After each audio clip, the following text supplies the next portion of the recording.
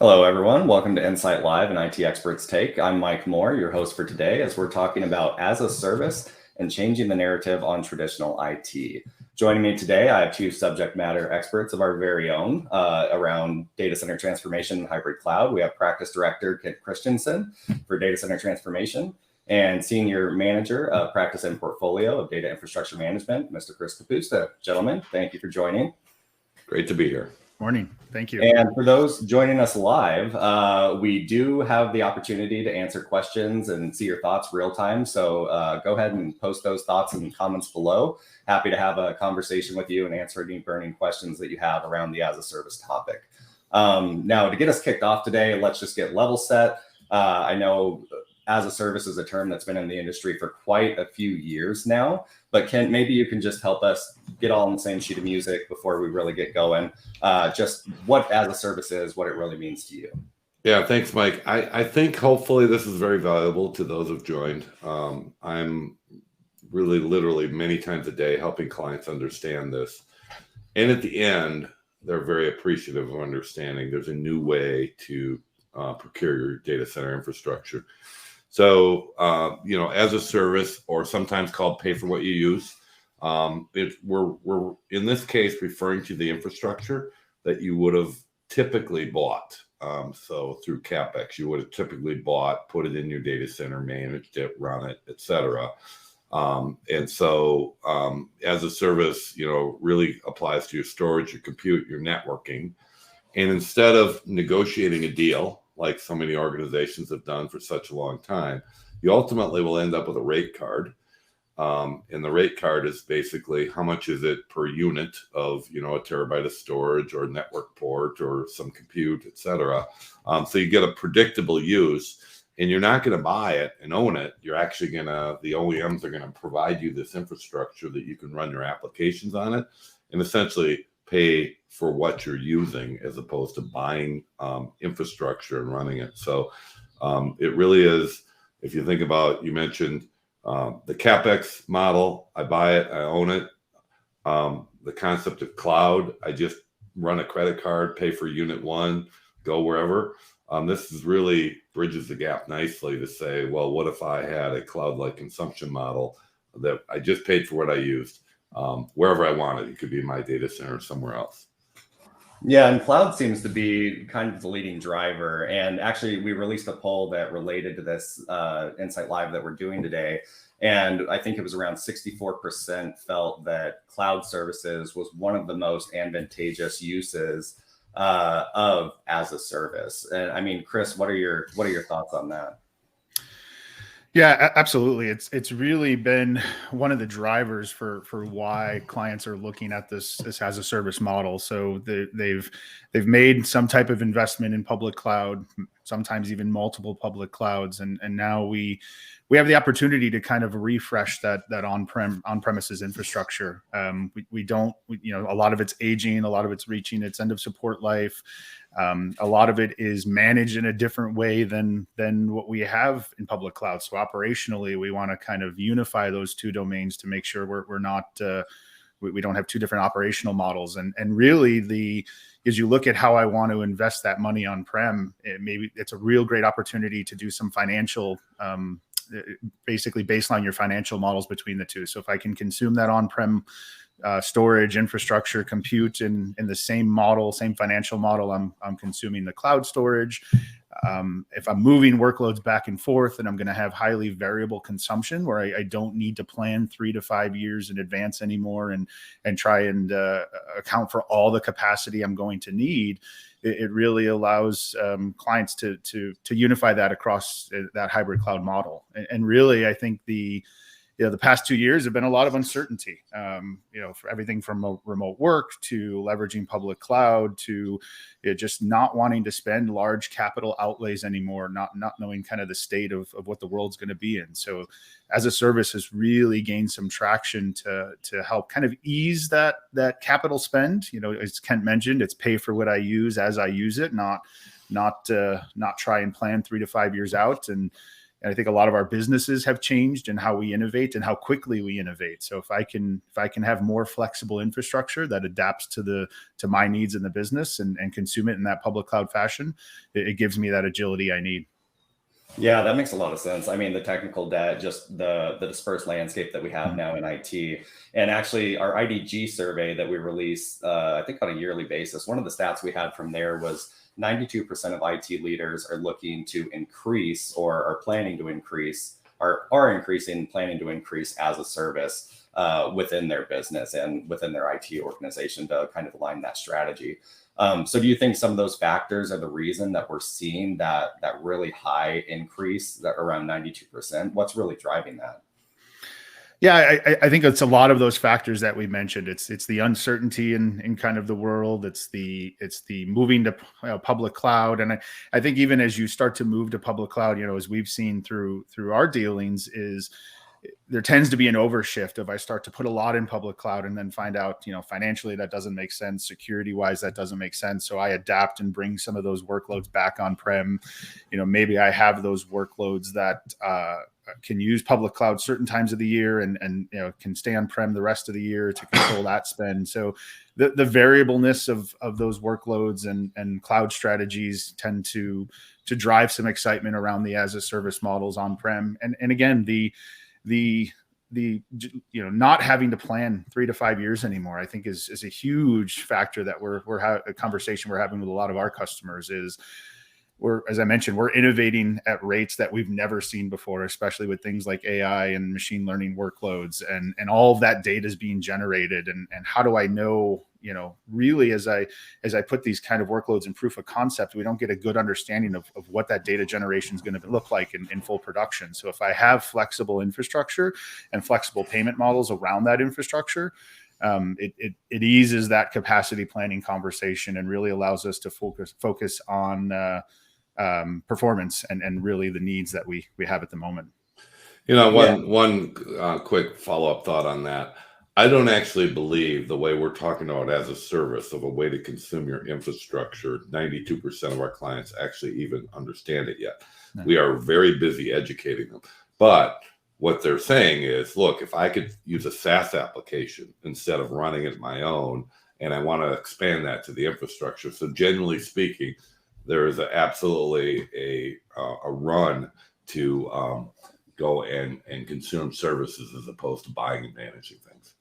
Yeah. And we actually had a question come in from a familiar face, Sean O'Grady. Thank you for putting a question in there. What do you guys think about private infrastructure, public cloud?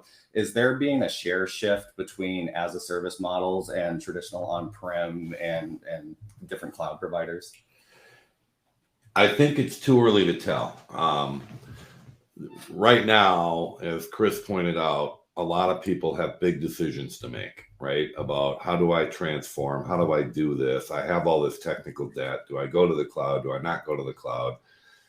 And from my perspective, a lot of people were very aggressive going toward the cloud because it solved a lot of the problems. I don't have to buy CapEx and manage things. It's a little early, but we're seeing some very, very large corporations say, that is not what I expected. Whether it's, I didn't understand how to manage that. I have performance or latency issues. It's not that the cloud doesn't perform. I didn't understand the cost model. So it's much more complicated. And, Chris kind of pointed out, as a service gives you a comparable. And so we are seeing a lot of people saying, well, wait a minute, if this is lower cost and easier to manage and more familiar to me, maybe this is a better option. So very early, but we are seeing some people reverse.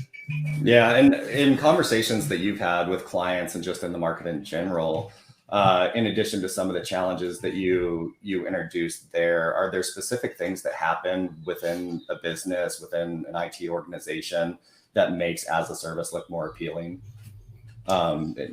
Chris, can either one of you? Yeah, I think some of it is where we've seen a lot of success thus far is companies going through mergers and acquisitions. When M&As occur, there's generally some type of infrastructure that needs to be stood up to migrate data, to consolidate, move out of data centers, whatever the process is to bring those organizations together. And there's a lot of uncertainty of how long am I going to need that. Sometimes it's flexible space where I just need something to land data on as I continue to move it elsewhere. And in the past, that was either a traditional CapEx purchase or maybe a multi-year lease. But again, those have some stringent terms around them of how long we need to keep that gear. So we've seen a lot of interest in as a service immediately in kind of those M&A situations where I need flexible infrastructure to kind of bridge the gap as I bring these organizations together. So that's one right off the bat. Kent, I know you're having a lot of conversations too. Not sure if you have more to add to that. Yeah, actually, as part of the talk about why would somebody do this, and I kind of frame it into the buckets. Well, nobody's going to do it if it's more expensive. But however, some people do it purely as a financial. Imagine you were an airline or a travel agency in the last 2 years, right? It was a financial motivation, an oil and gas company, et cetera. And so, there was a financial motivation to not do that. But we're seeing this in public sectors, in universities, state legislatures are saying, I'm not paying up front for what I have to budget yearly. So we're just seeing a lot of people say it's a financial model. And I'm not going to pay double, but, however, a lot of organizations have a lot of technical debt. And some of the organizations are realizing, especially with today's, security profile, this is a liability to me to have things, or it's a compliance issue, it's a regulatory issue, and we're under more scrutiny because we have to have more diligence. And so they're looking at this old equipment that they were just stringing along and saying, I've got to do something. And then, just I got to do something. And those are actually the ones that make a decision fairly quickly, whereas we're seeing a lot of organizations make a very, very strategic. The two others, Chris already talked about one. Who wants to make a big capital purchase for your infrastructure, whether cloud or on-prem, and plan 5 years, right? And so they're just looking at this saying, this really takes a lot of risk out of my planning. And then the other one is literally a bridge to cloud. We're going to move X% of our workloads to the cloud in Y amount of time. And honestly, the people that are running the infrastructure and the applications don't know how that'll be done on that time frame. And so this is really a relief valve to say, well, I can put it on as a service and migrate it to cloud, or I can actually take something in cloud and migrate it back. So, those are kind of the major use cases we're seeing of those who really adopted in the last few years. And have you guys seen just procuring hardware as a driver as well? I mean, I know supply chain's been crazy across the industry. I mean, has that been a driver for a lot of the people you talk to look at as a service who maybe haven't looked at it before? It's definitely a factor. I mean, when you look at these programs, you're entering into a service level contract with an SLA around it. And I know a lot of the major providers of these as a service programs have really had to prioritize hardware shipments to customers that need growth or in these programs already in order to meet those contractual SLAs. So it's excellent point, Mike. It's strategic buying as well, where if a CapEx purchase is telling me, lead times of weeks to months we've seen some in over a year, let's be honest. This is a great way strategically to be able to prioritize kind of hardware shipments during the supply chain kind of situation, I'll call it, that we're in. Yeah, that makes sense. And I mean, one big use case for cloud in general has been, especially around retail is a good example, where around the holidays, you have to scale up your services and everything. Does that as a service model really meet that? Are there any benefits for those type of consumers of cloud? Chris nailed it. You're going to create a subscription. It's not unlike your cable bill, your cell phone bill. You're going to negotiate with the provider the services you get, and you can get a lot of flexibility in an on-demand model, and some charge a little bit more for on-demand, some don't, So that's your, what is my spike? What does my use pattern look like? Mhm. And we'll put something together. You're going to decide how long you want to commit to it. So if you're really going to go to the cloud in a year, then just do it for a year, because some of them are as short as a year. And so when you think about it, that's what we do, is we listen to the client, figure out what is your use case. Is it retail? Is it this? Is it that? Let's put together the infrastructure and create a contract that meets your business needs. So it isn't one size fits all. Okay, yeah, that's perfect. And we actually had a question come in, and Chris, you touched on it a little bit around SLAs. So for really anything as a service, X as a service, how do you generally determine the metrics, indicators, SLAs that are driven from a service delivery perspective? And what percentage of those customers, or what percentage of these is customer driven versus provider driven? Yeah, absolutely. And that's a really good question, because while some of the kind of long-term capacity planning goes by the wayside, I won't say it goes fully out the window, but goes by the wayside with as a service, we still need to understand, what type of performance SLAs do we need to meet back to our customers, be that internal business partners or end users. And it's like most things, whether it's sizing for on-prem, sizing for cloud, it's about the workloads. We have to have an understanding of what our workload requirements are as we look at these as a service models. I know when we're helping clients down this path, we have a number of assessments that we can put in there, and workload analysis that we can put in there to just really understand what that environment needs. Kind of marry that to the business side of the house to make sure it's delivering what the business expects along with that performance. So, it like most things, it comes down to just really understanding those workloads and finding the buckets, so to speak, that the providers have of where you fit into there. Most that do the kind of service level delivery, I look at a capacity number and I marry that to a performance tier that I need that capacity to perform at. And they work the kind of magic in the background of what that hardware configuration looks like. A lot of, for some of these programs, a lot of scoping that hardware goes out the window, because I'm buying a service. I just, how much do I need and how well do I need to perform? And I kind of don't have to worry about the nitty-gritty details after that, but it's still starting from that workload perspective to understand what is needed. It's interesting. I'm looking at the question, and SLA is a broad term, but I think from one of the metrics indicators, each level of service, let's pick a piece of storage, right? It's going to have service levels.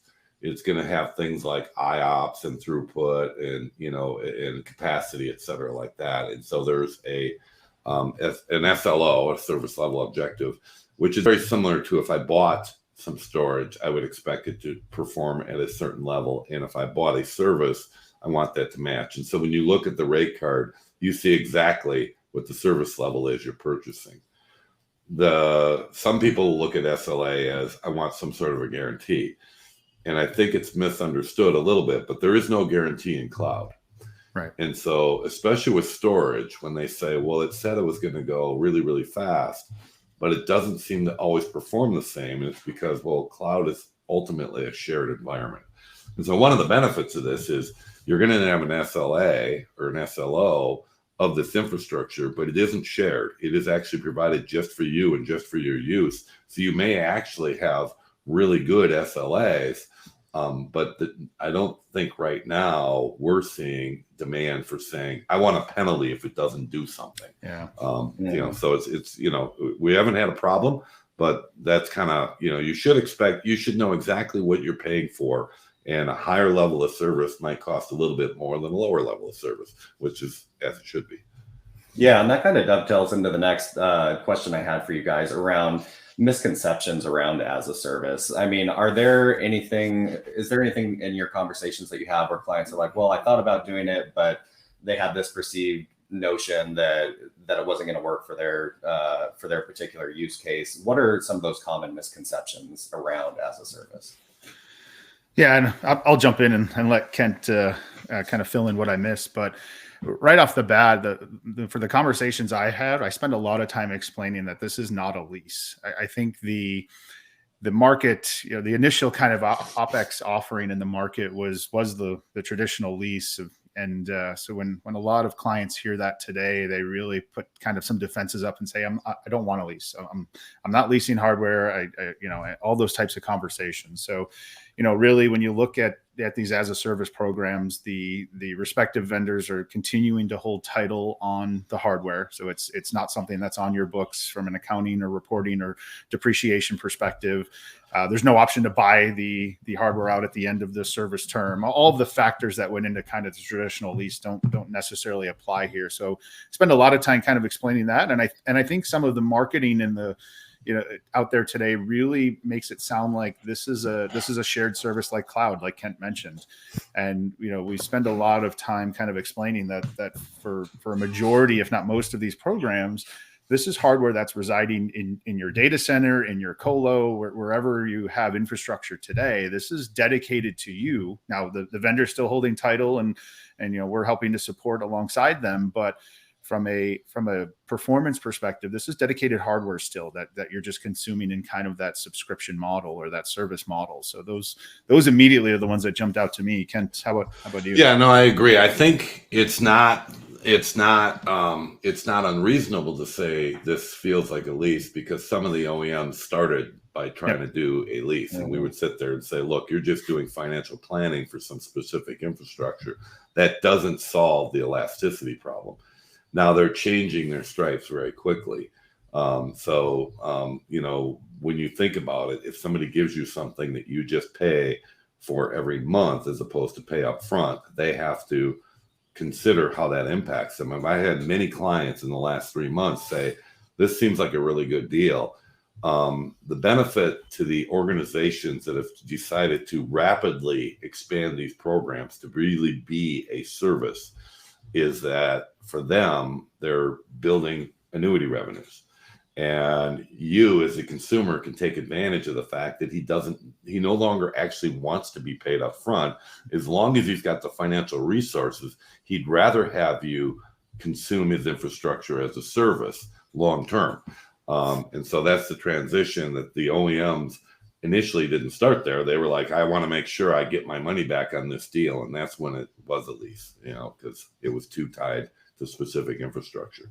Yeah. And what about around security? Chris, you mentioned security earlier and around cloud providers in general. I mean, are there any misconceptions around as a service where you don't have to have any security concerns? You could just move everything up and fine, or are there still security mechanisms that we need to put in place regardless of if it's as a service, cloud, private infrastructure? Yeah, I mean, I won't say there's no security needed. I think security has to be paramount to whatever we do, whether you're cloud, on-prem, CapEx purchases, as a service, subscriptions. It's interesting. It gives us the opportunity to modernize our on-prem infrastructure. I think, as Kent touched on earlier, having that legacy aging infrastructure is a liability, especially with ransomware and other security concerns out there in the market today. So gives us the opportunity to modernize, but we still have to treat it as part of our infrastructure. While we still have to secure it. We still have to make sure that it's, while the vendor and Insight will kind of help with patching and make sure, from an OS perspective or a storage controller perspective, it's up to date and secure. We still have to secure the parameters and perimeter around it like we do everything else in our infrastructure. And it, while it allows us to have flexibility on-prem and maybe move some of those workloads off cloud on-prem and kind of quote unquote secure it that way, I don't want to make sure there's no misconception out there that these are inherently secure any different than any other piece of infrastructure in our data center. Right. Yeah. I mean, because at the end of the day, today we're talking about storage, compute, as a service technologies, how we can really scale in the cloud, but just keeping in mind that there's other components with any IT strategy that we need to make sure that we're really securing that environment regardless of where it's at. Absolutely. We did have another question come in from Justin. And I don't know if you guys had a chance to read that. I can read that. I did. It's an awesome question. Okay. Go ahead, Ken. I think there's no question cloud is awesome for what it's great for. You cannot start an Uber or Netflix by buying a bunch of infrastructure, whether it's CapEx or as a service, and trying to figure out if I'm going to grow 1,000 to 5,000% a year. the market for this is not the new project that's going to be on a rocket ship to who knows where. It's the kind of known things. People are picking up things that have been running and trying to move them into cloud and finding out that it didn't work better and it wasn't cheaper and it was harder to manage. And so cloud is, perfect for certain things. This is why every AI project that doesn't have definition to it is done in cloud, et cetera, et cetera. And then sometimes once it matures and it's predictable, they might move it back. And so there's absolutely going to be major use cases for public cloud. And there's going to be major use cases. Ultimately what we're saying is what we've been saying for years. It's going to be hybrid. And this is just one piece of that. Yeah. And that kind of reminded me of something I just heard on a podcast the other day too, around new startup companies and technology. And back in early 2000s, it would take around $5 million to get a really large scale business off the ground. And now with services like this, everything's digital. People are working everywhere. You can spend $5,000 on some type of service like this and spin up your application, your data, your storage, all of your infrastructure in the cloud. And you can have these small startups coming into the market with a relatively low footprint and minimal risk from what you guys are talking about, because this is a subscription as a service, pay as you go, pay as you grow. So kind of an interesting shift we've seen just in the past 20 years as this technology has really evolved. This is true, but if you truly are a startup and you don't have the infrastructure and you're not running business apps to run continuing operations, you can literally start in the cloud for $1 and go to infinity as your funding comes in. So that is where cloud is perfect for that. And it's perfect for other use cases. This is a subscription. And at some point you'll commit to something. It can be as short as a year, but you're going to commit to something. Whereas in cloud, you can commit to 10 minutes if you want to. So cloud is more elastic and it is more flexible for the right use case. And this is actually a really good use case. And we finally can compare the two. How much is a unit of cloud? How much of a unit is as a service? Oh my gosh, I have a direct comparison. We didn't have that with CapEx and OpEx cloud. Right. Yeah, that's perfect. So that's a good tie into this next question I had. So if someone is listening today, what questions should they really be asking themselves if as a service is the right model for their business? Yeah, I'll start with that one. So I think first off, we have to really understand. The first question is how does the organization feel about OpEx? I mean, that's whether you're going cloud, whether you're going as a service. I know we've had a few clients that have really had to go back to their finance teams and change their financial models to accommodate not just public cloud, but also looking at these subscription services as well. And, really a big part of that conversation is, do I need that flexibility on-prem? If I've got highly stagnant workloads that don't change much, that don't grow or shrink in capacity usage, don't see huge bursts in performance where I need that agility, maybe as a service isn't the right model to be looking at for that infrastructure, because you do pay a little more to have that flexibility kind of inherently built into these programs. So, it's kind of understanding, those right out of the gate to say, is this even something I should be looking at? Those are kind of table stake conversations. And then it's really, if I start to fit into some of these buckets, it's really the conversation of, do I have infrastructure that I need to modernize? If I've just made all brand new CapEx purchases, not really a great time to start to look at these as a service models, because I've got that hardware I still need to depreciate and keep on the books. So, those are some right out of the gate. Kent, any to add to that? I think there's this great debate. Do you start at the CFO and get him to buy in? And I actually don't feel like you do. I think you need to look at the people that are trying to figure out how to run the applications, and they're the infrastructure people, the cloud people, et cetera, and then show them a new option, because we're not taking anything away. We're saying, okay, here's a new option. If this seems incredibly efficient to you, then we are going to end up with the CFO and the CIO, but at least we have a reason why to do this. So if Chris is right, some people start off by, well, we just want CapEx. But then the people procuring either cloud or infrastructure say, but at twice the cost.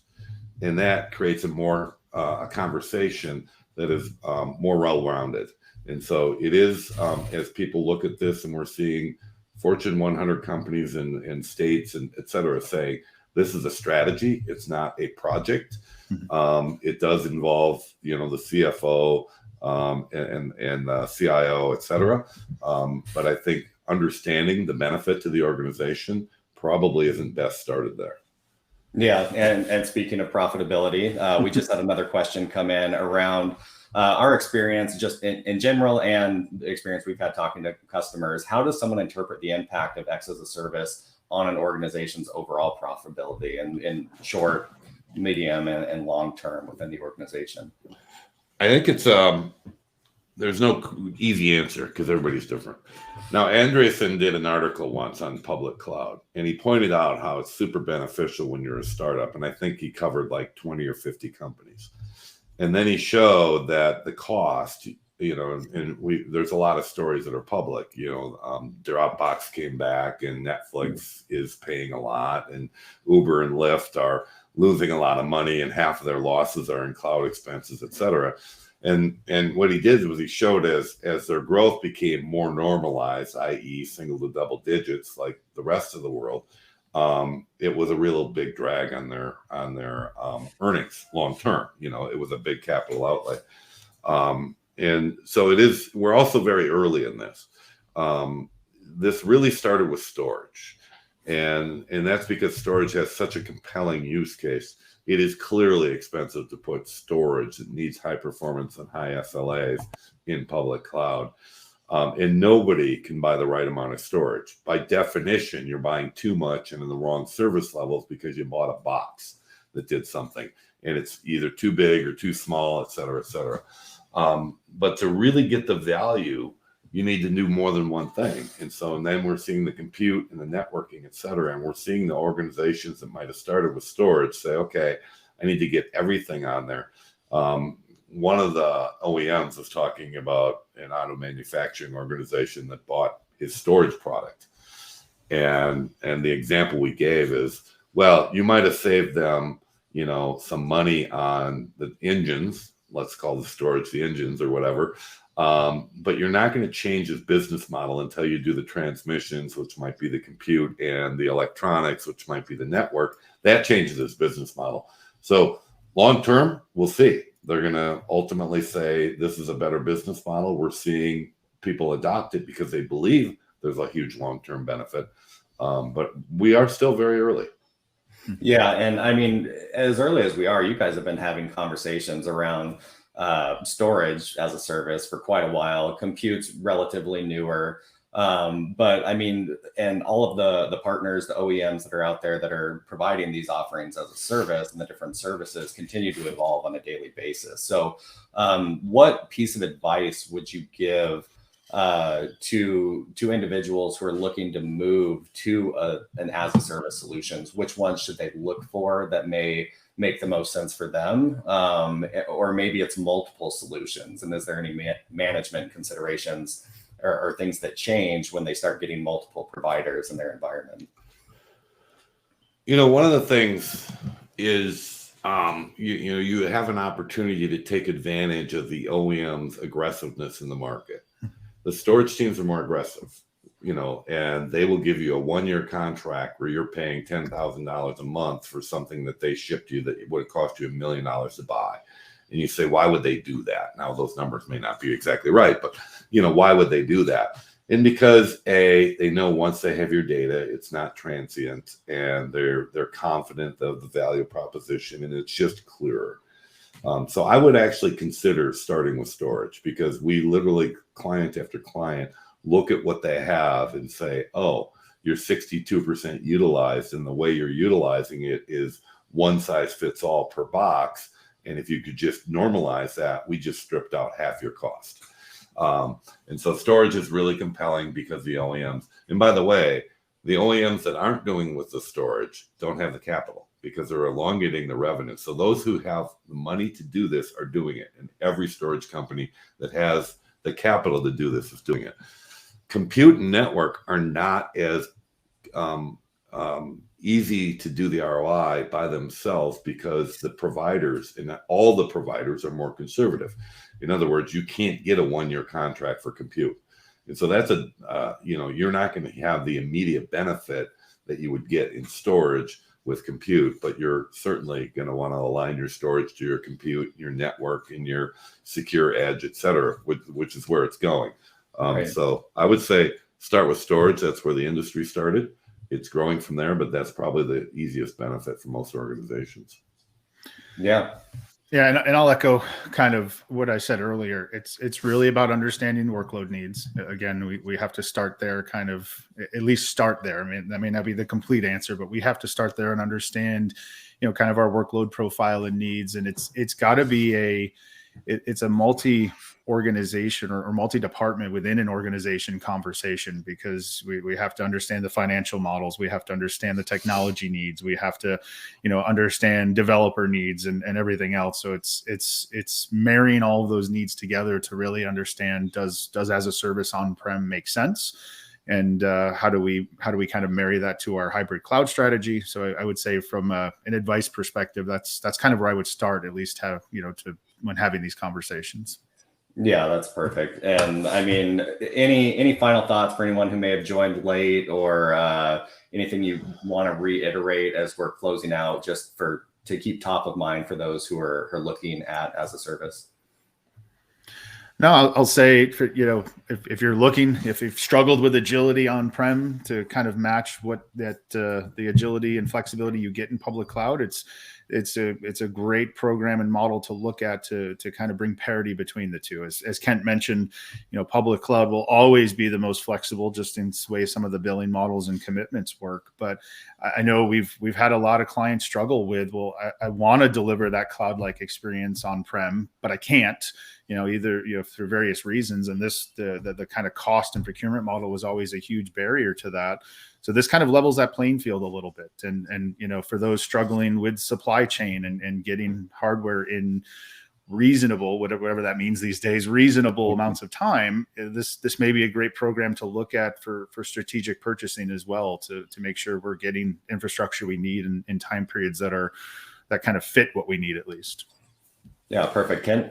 I think, maybe if I gave 3 examples. So again, most people in storage, we look at how you're using it and we find out that it wasn't as efficient. And most people know that, right, as you thought it was. And if we could summarize this, but 3 quick examples. One organization happened to be financial. They were going to go to the cloud. I mean, how many companies it's on their webpage, and it's their board of the director, they're committing tens or hundreds of millions of dollars to a public cloud provider. How do you get there? How do you do that? And so they started using as a service as a bridge. And now they're elongating the contracts and they're actually adding compute and things like that. So they're now in a hybrid mode as opposed to one direction. Another organization, and many organizations think of them as service providers. And a service provider needs to provide services to his internal or external customers. When you're consuming as a service, you're consuming services. That's different than buying a bunch of boxes and trying to make services out of it. So they love that. They love the scalability, and they love the fact that they're out of the lifecycle hardware business. And a third example is somebody that was so far in the cloud, and I'm not saying this is for everybody, but he just lifted and shifted 10,000 workloads into public cloud and realized he was paying literally 75% more, and now it's bringing him back into as a service. And again, he's got a comparison. What I was paying $1 for, I can get for 25 or 30 cents. This is pretty easy for a financial organization. So those are the people that are getting the fastest benefit, the quickest. And the last one is, I think, if you think about what is keeping you up at night, what is the compelling event? Is it technical debt? Is it compliance thing? Is et cetera? Just consider this as, does it solve the problem easier than the options you have? We're not taking anything away. We're just saying, does this solve your challenges to either grow or fix a problem in an easier way? Because I do believe this takes risk out of those difficult decisions. All right. That's perfect, guys. We'll go ahead and wrap there. I want to thank everyone for joining. Kent, Chris, great discussion. If you want to learn more about Insight Solutions and what we do, or want to continue this conversation, go over to solutions.insight.com. We have a ton of content out there. You can reach out to us, and really want to thank those who were putting their comments and questions in the chat. Love keeping this interactive. So really appreciate you guys. And until next time, thank you very much.